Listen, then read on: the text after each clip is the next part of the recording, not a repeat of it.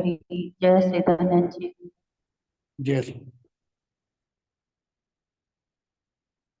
वंदो चरण सरोज गुरु मुद मंगल आगार। जय सेवत नर होत हैं भव सागर से पार। गुरु जी के सुमिरन मात्र से नाशत विघ्न अनंत। तासे सर्व आरंभ में ध्यावत है सब संत। आप प्रगटे इस जगत में जीव काज सुधारने। शबद नाव बनाए सुंदर दुखित जीव उबारने। नम्रता और दीनता से भेंट सतगुरु लीजिए। मैं हूँ शरणागत तिहारी दास जी अपना कीजिए। मैं हूँ शरणागत तिहारी चरणों में रख लीजिए। सौभाग्यशाली गुरुमुख सज्जन मंडली अपनी समस्त चित्त वृत्तियों को एकाग्र करते हुए अपना ध्यान अपने मन मंदिर में बसाते हुए फिर परमहंसों की ओर लगाते हुए श्रद्धा प्रेम से मीठे स्वर में बोलिए जयकारा। बोल मेरे श्री गुरु महाराज की जय। जय।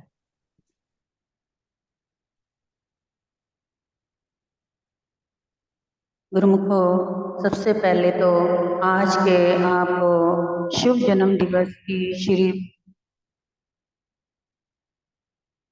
हमारे हजूर श्री श्री 108 श्री ज्योति पातशाह जी उनके शुभ अवतरण दिवस की आप सभी गुरुमुखों को लाखों लाख बधाई है।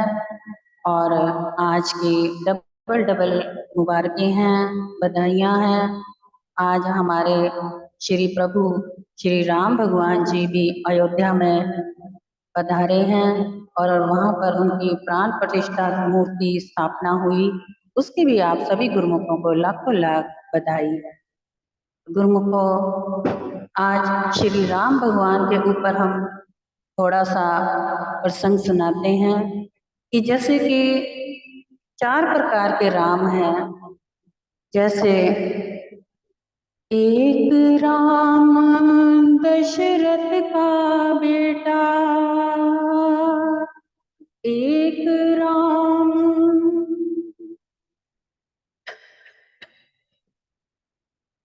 एक राम घट घट में बैठा,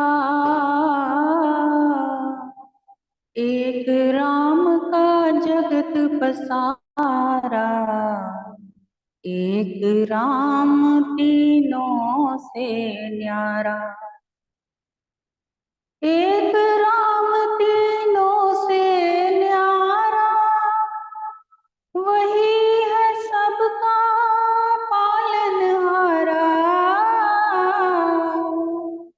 वही है सबका पालनहारा, वही है सबका पालनहारा। गुरुमुखो, एक राम जो दशरथ का बेटा है वो कौन है? वो शरीर है, यानी कि उस शरीर का नाम राम है।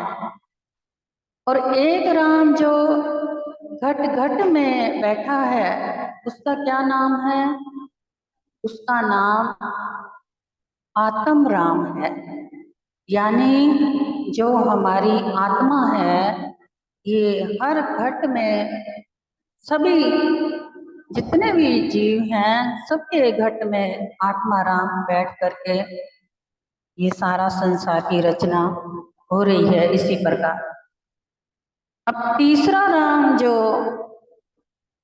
जगत पसारा, तीसरा राम कौन है? जिसने सारे जगत के ऊपर अपना राज जमा रखा है। वो कौन? हमारा मन है। जो मन कौन है? मन काल का एजेंट है।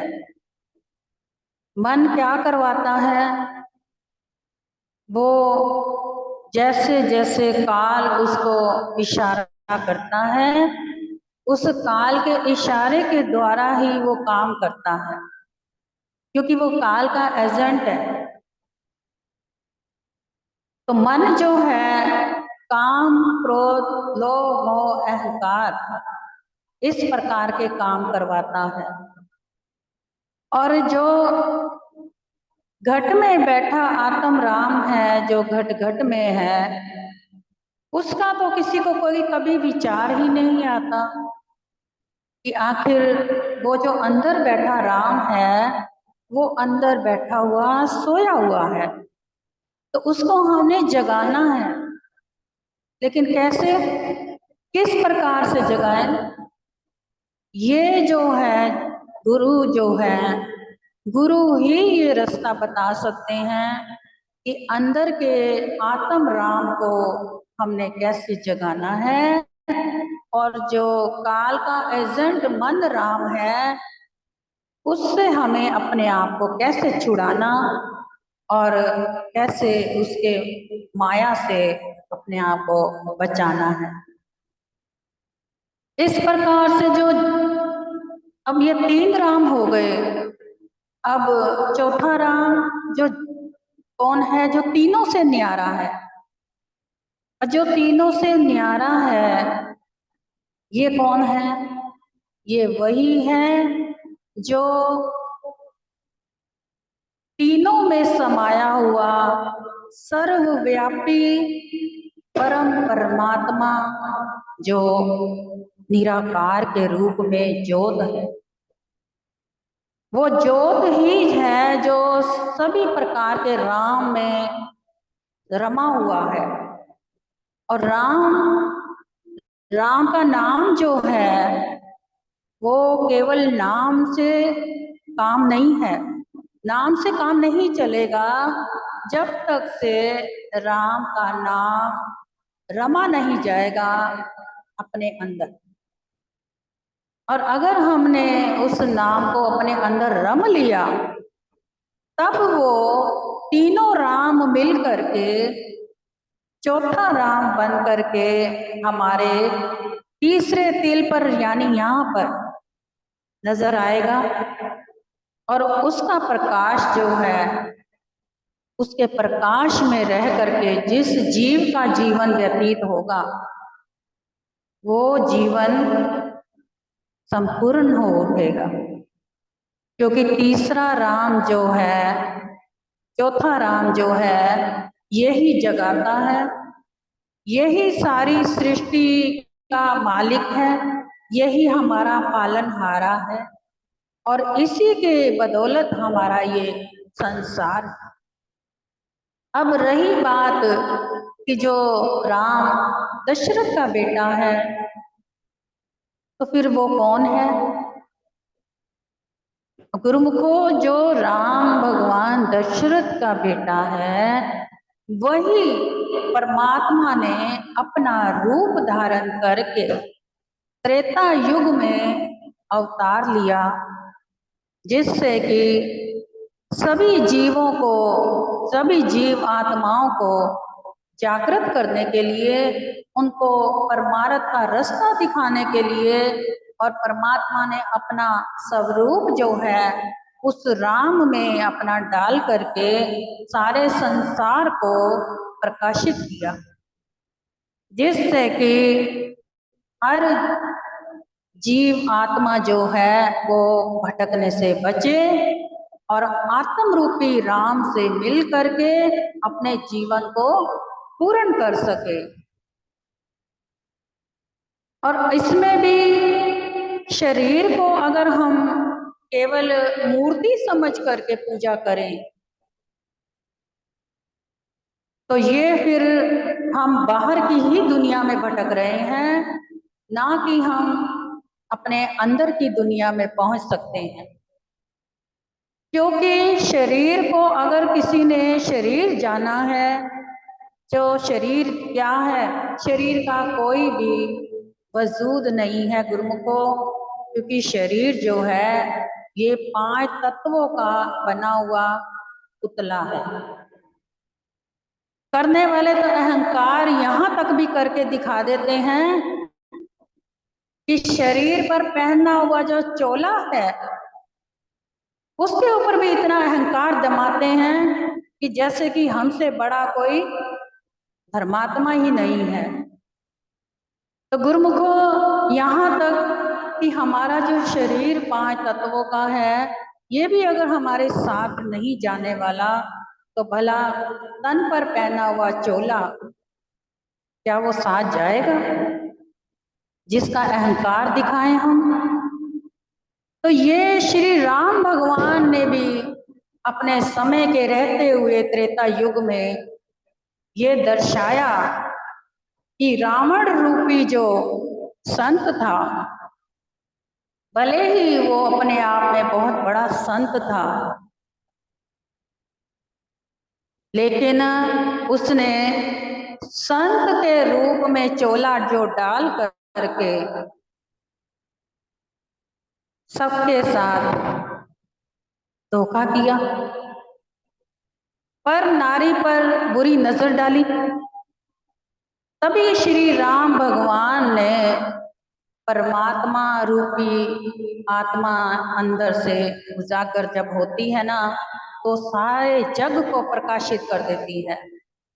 तो उन्होंने सबको इस बात का प्रकाश डाला कि कभी भी किसी भी बहरूपिये के रूप में कोई अगर संत बन करके आ जाए तो कदापि उस पर विश्वास नहीं करना, अपना आप समर्पण कभी मत करना।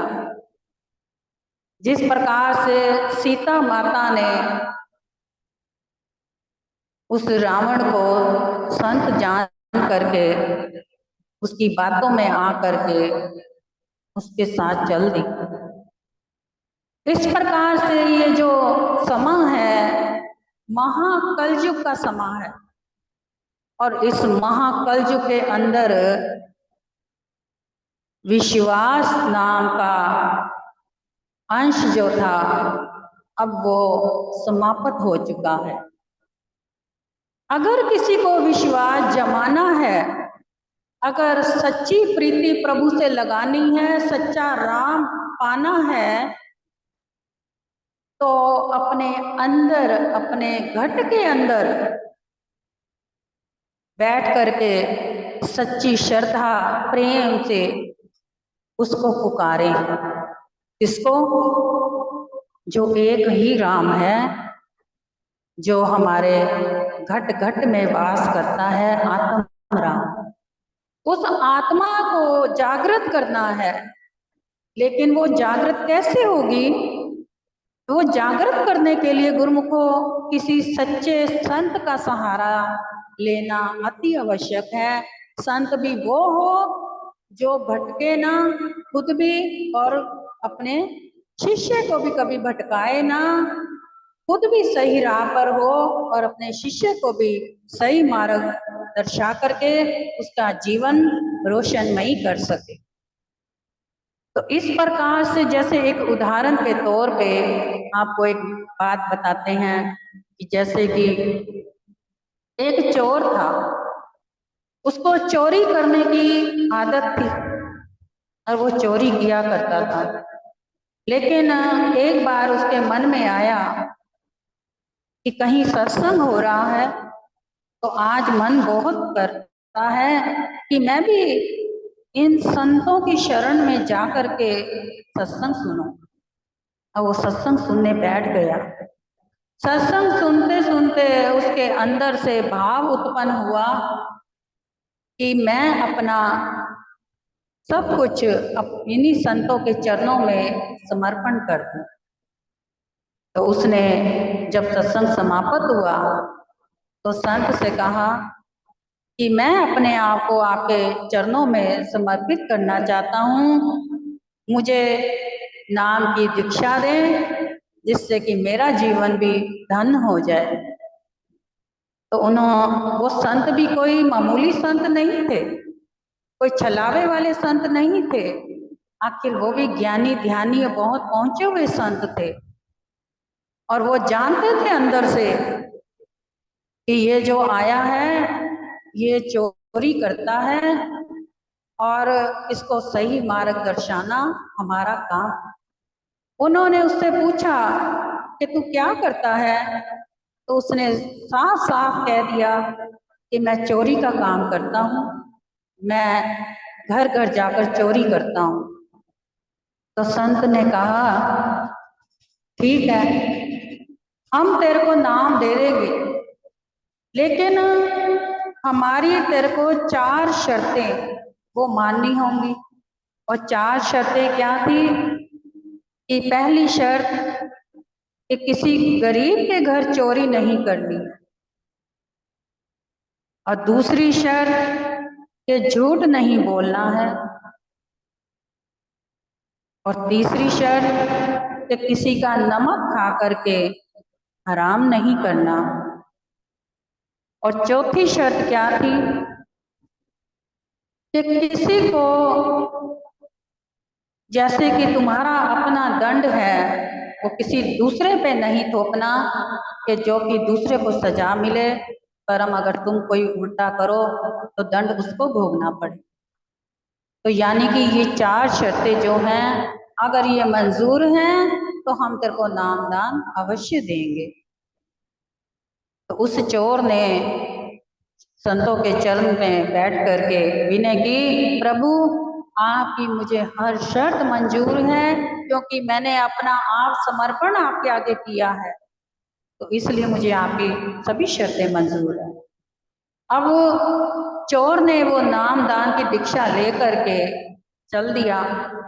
अब कहते हैं ना, चोर का काम ही अगर चोरी करना है, भले ही उसने नाम भी ले लिया, सत्संग भी सुन लिया, लेकिन एक आदत जो बनी होती है गुरमुखों को इतनी आसानी से थोड़ी छूटती है, आखिर उसमें भी टाइम लगता है।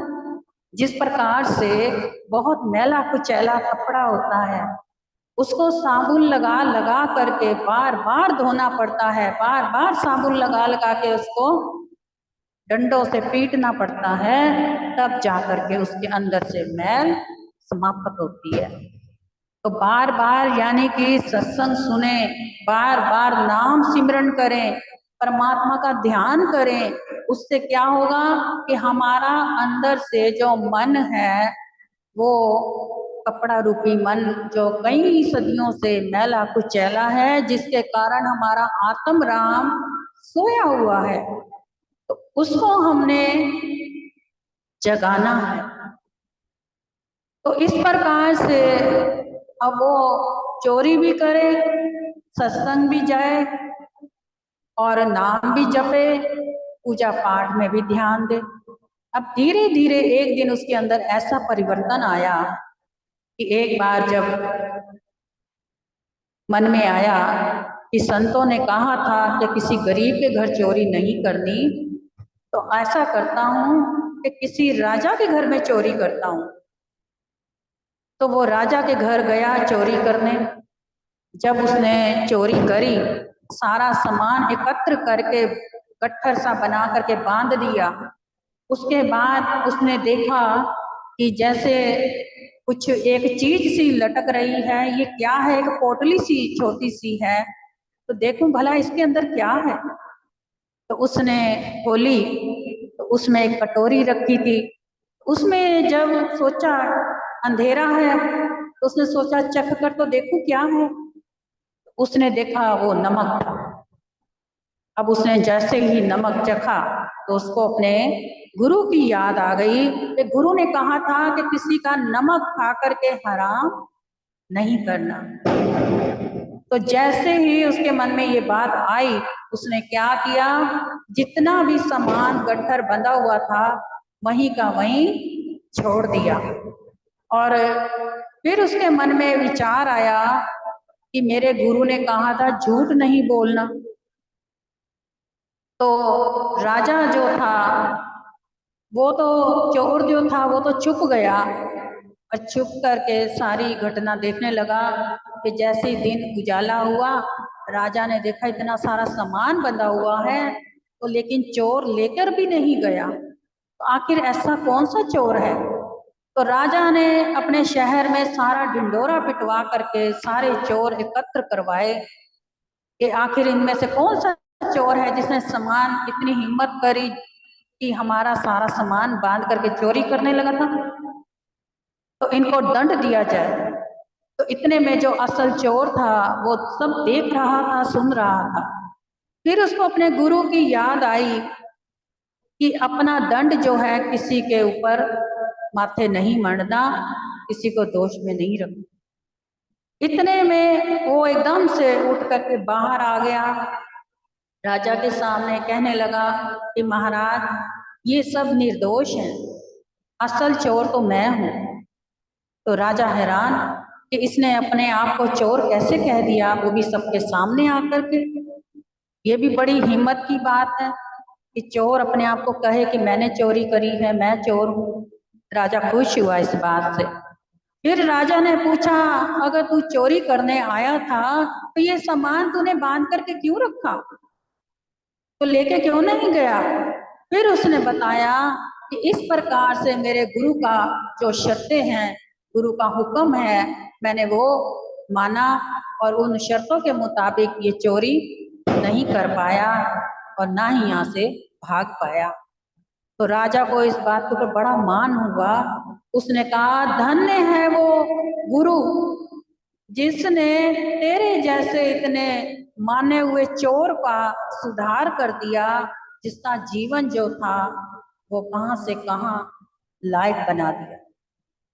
तो राजा ने कहा कि आज से मैं तेरा शिष्य हूँ और तू मेरा गुरु है, क्योंकि उस गुरु ने तेरा जीवन संवारा और तूने आज जो शिक्षा मेरे को दी है उससे मेरा भी जीवन संवरा। तो गुरुमुखो ऐसे नहीं कहते, पारस गुरु में बड़ा अंतरो जान, वो लोहा कंचन करे, गुरु करे आप समान। यानी कि पारस तो लोहे को कंचन करता है, तो असल गुरु तो वो होता है जो अपने आप जैसा अपना शिष्य को भी बना देता है। तो गुरुमुखो समय बहुत जल्दी बीत जाता है, आज ज्यादा फिर से समय हो गया, भजन भी रह गए बीच में, कोई बात नहीं। तो लेकिन हम यही कहेंगे कि आज श्री राम भगवान अयोध्या में जो हैं, उनका प्राण प्रतिष्ठा जो हुई है, इसमें भी सत्य है, क्योंकि इस दासी ने अपने स्वप्न में अमृत वेले पे श्री राम भगवान के आज साक्षात दर्शन करे हैं, और दर्शन में श्री राम भगवान ने ये प्रत्यक्ष रूप में दर्शन दे करके ये सत्य कर दिया कि अयोध्या में जो आज प्राण प्रतिष्ठा हुई है उसमें श्री राम भगवान अवश्य दर्शन देंगे, और जो जो भी उनके दर्शन करेगा, जिस मन भाव से, उनके मन भाव की सब इच्छाएं पूर्ण भी होंगी। तो इसलिए आज के शुभ दिन की आप सभी गुरुमुखों को लाखों लाख बधाई। इसी प्रकार आप भी अपने जीवन का सुधार करें और प्रभु के वचनों के अनुसार अपना जीवन चलाएं और सद्गुरु की प्रसन्नता पाएं। महापुरुषों के वचन है, कहने सुनने में कोई गलती हो तो ये दासी क्षमा चाहती है। बोल जयकारा बोल मेरे श्री गुरु महाराज की। चरण वंदना किरण दीदी जी, बहुत बहुत शुक्राना आपका, बहुत सुंदर सत्संग के लिए और बहुत सुंदर मार्गदर्शन के लिए।